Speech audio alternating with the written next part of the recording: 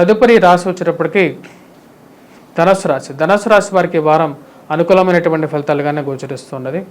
ముఖ్యంగా వచ్చేటప్పటికి రవిగ్రహ సంచారం షష్టమంలో జరుగుతున్నందువల్ల అది వృత్తిరీత్యా వ్యాపార రీత్యా కూడా అనుకూలమైనటువంటి ఫలితాలు గోచరిస్తూ ఉన్నది. ఇది వారం ప్రథమంలో ఎక్కువగా అనుకూలమైనటువంటి ఫలితాలు గోచరిస్తూ ఉన్నాయి అన్నమాట.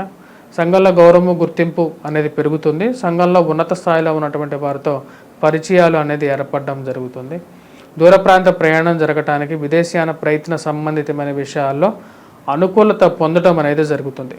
మరియు అదేవిధంగా ఈ రాశి వారికి అర్ధాష్టమ రవి ఎప్పుడైతే ఈ యొక్క రాశి వారికి వచ్చేటప్పటికి రాహువు చతుర్థంలో సంచారం చేస్తున్నప్పుడు అది ప్రతిబంధకంగా మారే విధంగా ఉంటుందన్నమాట. ముఖ్యంగా సెల్ఫ్ డ్రైవింగ్ విషయంలో తగు జాగ్రత్తలు తీసుకోవాలి. గురుగ్రహ సంచారం అనేది ఈ రాశి వారికి పంచమం నుంచి షష్టమంలోకి వెళ్ళినప్పటి నుంచి కొంచెం ప్రభావితం అనేది ఎక్కువగా చేసే విధంగా ఉంది. అయినప్పటికీ వీరికి శని యొక్క బలం అనేది వీరిని కాపాడుతుంది. ముఖ్యంగా సుఖాన్ని ఇవ్వగలుగుతుంది అన్నమాట. చేస్తున్నటువంటి పనిలో ఒక రకమైనటువంటి సుఖాన్ని కూడా ఇవ్వగలుగుతుంది.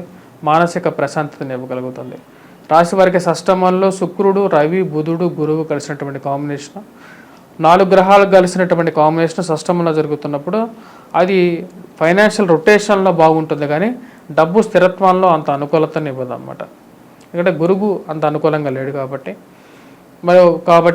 పాపగ్రహాలైనటువంటి రవితో కలిసినటువంటి ఏ గ్రహమైనా సరే తన యొక్క పూర్తి బలాన్ని అయితే ఇవ్వలేదు. కొన్ని విషయాలు సమయానికి దగ్గర దాకా వచ్చి దూరంగా జరగడానికి మూల బిందువుగా ఉంటుందన్నమాట.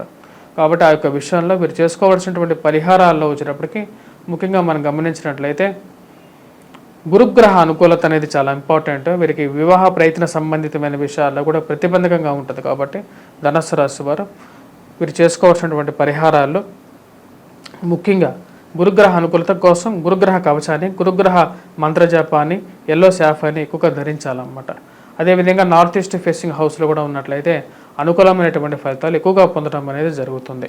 విద్యార్థులకు వచ్చేటప్పటికీ గురుగ్రహ అనుకూలత ఎక్కువ కాబట్టి వారు సరస్వతి కవచాన్ని పఠించినట్లయితే ఎక్కువగా అనుకూలమైనటువంటి ఫలితాలు పొందడం అనేది జరుగుతుంది.